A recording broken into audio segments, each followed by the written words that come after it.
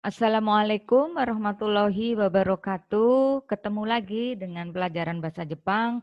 Semoga tetap semangat sambil berdoa ya. Semoga pandemi ini segera berakhir.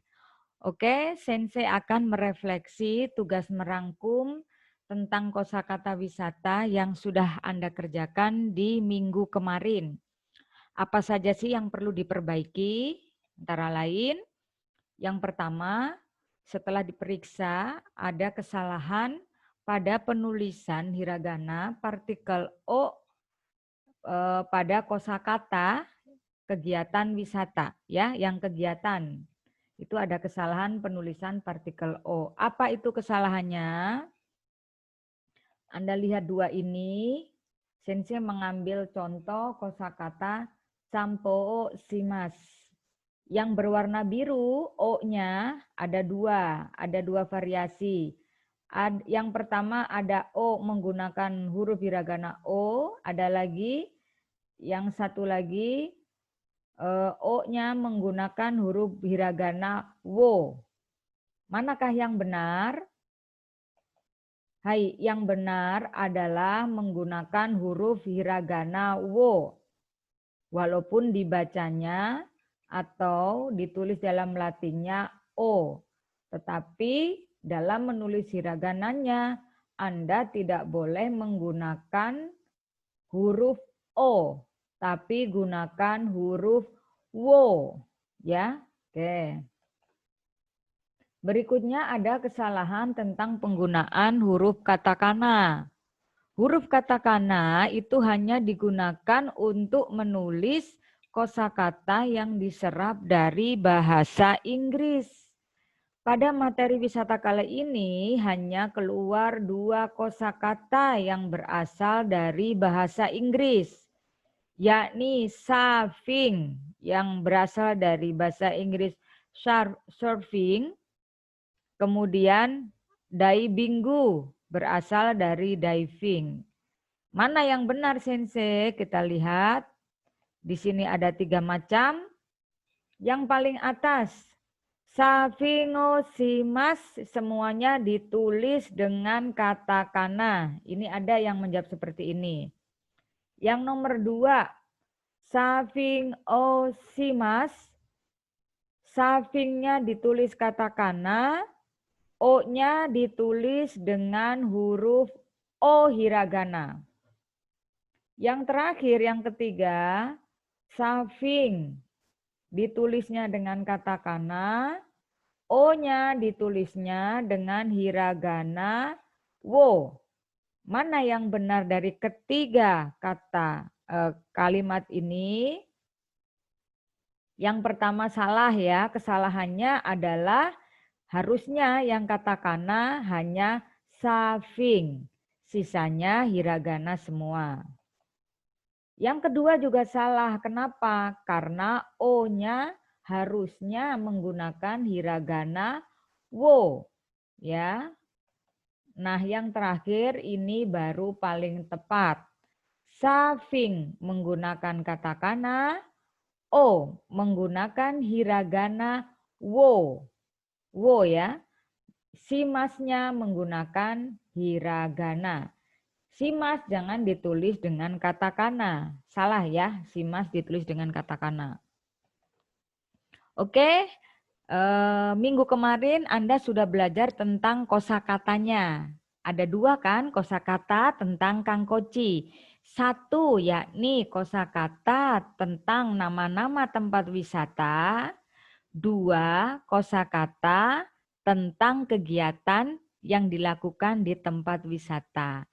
Hari ini kita belajar tentang pola kalimatnya dengan menggunakan 2 kosakata yang sudah dipelajari sebelumnya. Oke. Ingat pada saat belajar pola kalimat Anda harus fokus. Jika Anda melihat video ini di HP, kemudian ada notif WA masuk, tolong diabaikan saja. Anda wajib memperhatikan sampai selesai tanpa ada gangguan. Paham ya? Oke. Oke, sebelumnya Sensei akan menjelaskan tentang apa itu partikel. Dalam bahasa Jepang, itu terdapat banyak partikel atau disebut juga kata bantu. Memiliki berbagai macam arti dan penggunaan. Jika disamakan dengan bahasa Indonesia, itu agak mirip dengan istilah kata depan atau preposition.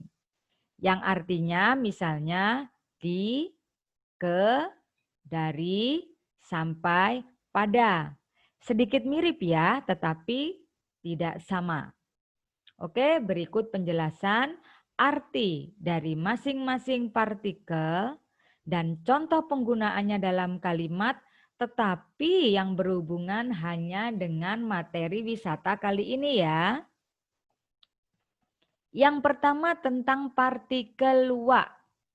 Ditulis dalam hiragana ha. Ya, hati-hati. Dibacanya wa, ditulisnya huruf hiragana ha. Fungsinya sebagai kata bantu untuk menentukan subjek dalam suatu kalimat. Menentukan subjek. Jadi dalam satu kalimat itu pasti ada subjek, objek, predikat. Nah, wa di sini itu penanda supaya Anda bisa tahu ini loh subjeknya dalam satu kalimat. Contoh, Nihongo wa omoshiroi desu. Artinya, bahasa Jepang menyenangkan. Mana subjeknya? Nah, lihat partikel wa, ada apa enggak? Kemudian lihat kata. Sebelum partikel wa itu apa? Pada kalimat ini, kata sebelum partikel wa adalah nihongo. Jadi subjeknya adalah nihongo. Ya. Jadi topiknya itu nihongo, yakni bahasa Jepang. Berikutnya partikel ka. Ditulisnya tetap ya menggunakan K. Secara umum partikel K itu berarti bla bla bla kah. Apakah tanda tanya. Jadi untuk bertanya. Ya, fungsinya untuk bertanya. Contoh. Kore wa nan desu ka? Nah, K-nya di belakang. Artinya apakah? Kalau diterjemahkan, apakah ini? Jadi kalau sudah ada K di belakang, Anda tidak perlu menambahkan tanda tanya pada kalimat bahasa Jepang. Karena K itu maknanya sudah bertanya atau pengganti tanda tanya. Partikel O, nah yang tadi banyak kesalahan ya. Partikel O ditulisnya dalam hiragana menggunakan huruf wo. Fungsinya sebagai kata bantu kata kerja. Jadi hanya ada di kata kerja. Salah satu fungsinya menunjukkan objek dari kata kerja. Kata kerja itu ada yang menggunakan objek, ada yang tidak. Contoh kata kerja berlari, itu tidak ada objek. Tapi kalau makan, kata kerjanya itu membutuhkan objek. Contohnya makan nasi. Objeknya berarti nasi. Nah, sekarang lihat contoh kalimatnya. Gohang o tabemasu. Di situ ada partikel o. Mana objeknya sensei? Lihat kata sebelum partikel o, yakni gohang. Jadi objeknya adalah gohang. Kata kerjanya mana? Kata kerjanya tabemasu. Kategorinya kata kerja bentuk mas. Artinya makan. Ya, berikutnya partikel ni. Secara umum partikel ni berarti di atau pada atau ke atau untuk. Jadi artinya banyak tergantung pada kalimatnya. Contoh, Kyoshitsu ni isuga arimasu. Ni di sini artinya di. Kyoshitsu ni di kelas. Isuga arimasu ada kursi. Meletakkan partikelnya di belakang tempat. Kyoshitsu ni. Kyoshitsu artinya kelas, ni artinya di. Jadi kalau diterjemahkan dibalik. Kyoshitsu ni bukan artinya kelas di, tapi diartikan di kelas.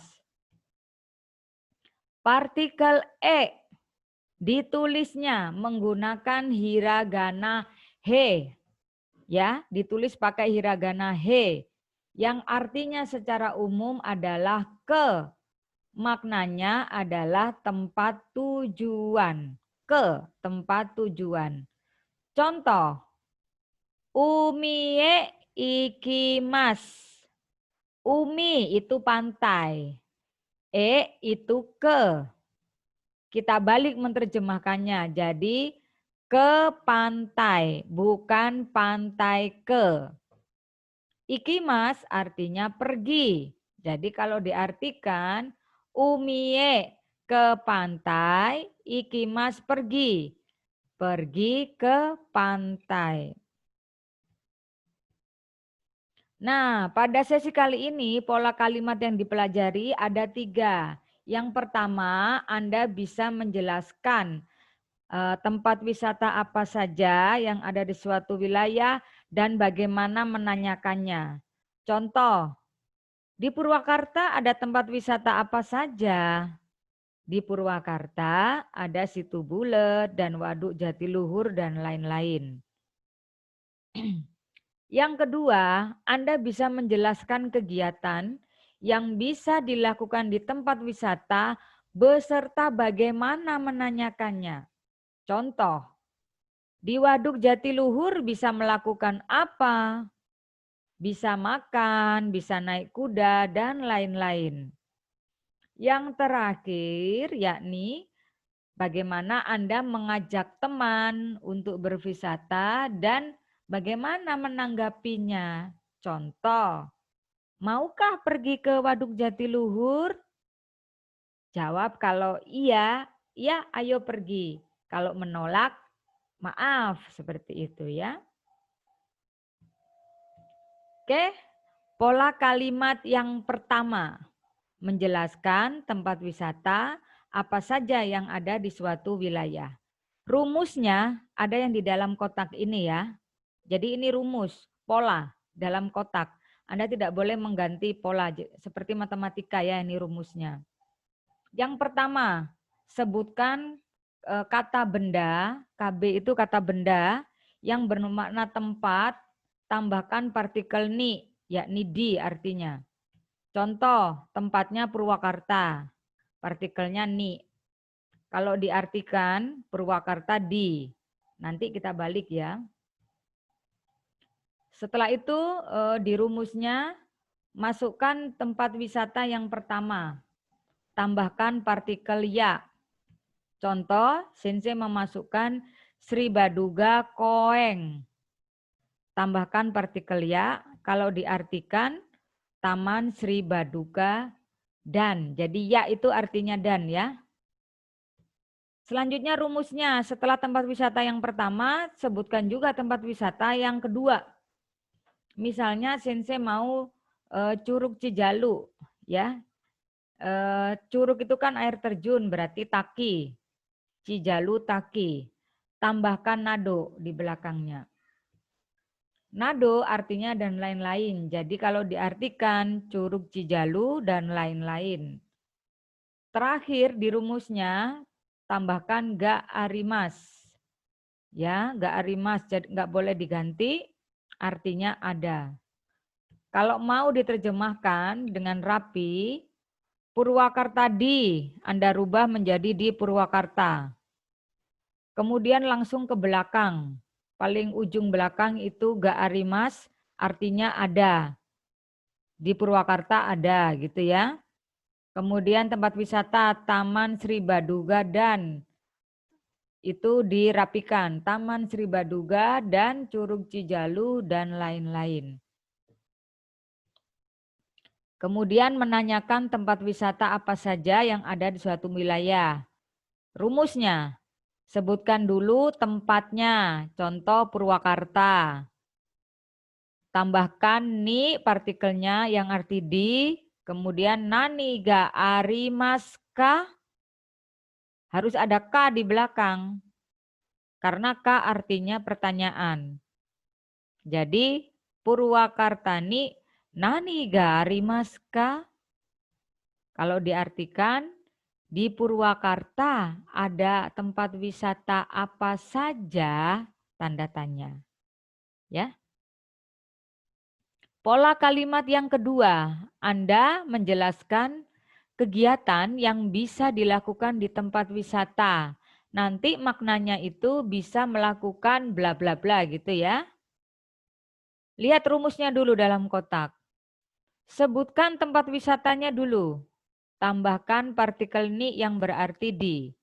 Contoh, tempat wisatanya Sensei pengennya situ bulet, tambah ni. Artinya situ bulet di nanti ya. Kemudian masukkan kata kerja kegiatan yang bentuk kamus. Yang kita sudah pelajari di sebelumnya, di video sebelumnya. Contoh kata kerjanya Sensei mau pilih umani noru. Tambahkan kotoga dekimas. Nah nanti artinya kotoga dekimas itu artinya bisa melakukan. Jadi kalau diartikan menjadi naik kuda bisa. Jadi bisanya kan masih di belakang ya. Karena kotoga dekimas itu artinya bisa. Kita rapikan artinya situ bulet di menjadi di situ bulet. Naik kuda bisa menjadi bisa naik kuda. Artinya di situ bulet bisa naik kuda. Bagaimana cara menanyakan kegiatannya? Lihat dalam kotak. Tempat wisatanya dulu, masukkan berikut partikel ni. Situ bulet ni. Ya, di situ bulet. Tambahkan yang berwarna merah ya. Naniga surukotoga dekimaska. Nah, apa sih artinya? Naniga surukotoga dekimaska? Artinya bisa melakukan kegiatan apa saja. Tanda tanya. Ya, di situ bulat bisa melakukan kegiatan apa saja.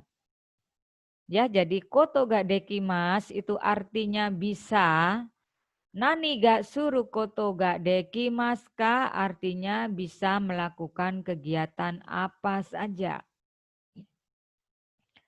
Pola kalimat yang terakhir, yang ketiga, mengajak melakukan suatu kegiatan. Itu nanti artinya maukah titik-titik ya. Lihat di dalam kotak. Anda gunakan kata kerja kegiatan yang bentuk kamus. Salah. Anda gunakan kata kerja kegiatan yang bentuk mas. Ya, bukan bentuk kamus bukan ya. Yang bentuk kamus itu yang tadi yang pola kalimat kedua. Kalau mengajak itu menggunakan kata kerja bentuk mas. Nanti masnya dibuang, dicoret, diganti dengan kata masengkah. Contoh, Sensei pingin berkegiatan tadi kata kerja bentuk masnya umie ikimas. Nah, kata kerjanya yang berwarna merah, yang bentuk mas, masnya dicoret, dibuang, diganti masengka. Menjadi umie ikimasenka, artinya maukah pergi ke pantai? Ya kan? Tadi umi itu pantai, partikel E artinya ke. Ikimasenka, maukah pergi? Jadi artinya maukah pergi ke pantai? Contoh yang lain. Umani norimas, naik kuda ya. Norimas, masnya dicoret diganti masenka. Menjadi umani norimasenka, artinya maukah naik kuda. Jadi ini halus ya, artinya maukah. Terus bagaimana menanggapinya Sensei? Menanggapinya itu nanti artinya ayo titik-titik gitu ya. Rumusnya sama, masih menggunakan kata kerja kegiatan bentuk mas. Tapi bedanya masnya dicoret diganti dengan masyo. Masyo. Kalau yang mengajak digantinya masenka, kalau menanggapi ajakan positif diganti dengan masyo. Contoh, yang tadi ya, umie ikimas. Masnya dicoret ganti masyo. Menjadi umie ikimasyo. Artinya, ayo pergi ke pantai. Contoh berikutnya umani norimas ya. Masnya coret ganti masyo. Umani norimasyo. Artinya ayo naik kuda. Nah, untuk menolak ajakannya Anda tidak menggunakan masyo lagi. Karena masyo itu menanggapi atau merespons persetujuan. Kalau Anda menolak, gunakan ungkapan sumimasen, coto, artinya maaf. Yang terakhir untuk pola kalimat 3, yakni mengusulkan waktu berkegiatan. Kalau diartikan bagaimana titik-titik. Lihat rumusnya dalam kotak. Tentukan dulu waktunya. Partikelnya wa ya. Contoh misalnya waktunya nichiyobi menjadi nichiyobi wa. Artinya hari Minggu. Nah, sudah itu tambahkan do desu ka.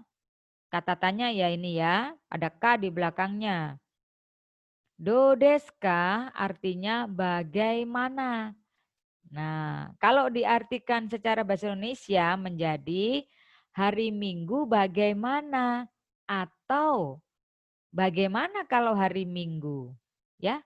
Jadi waktunya taruh depan, tambahkan partikel wa, tambahkan do deska. Ya.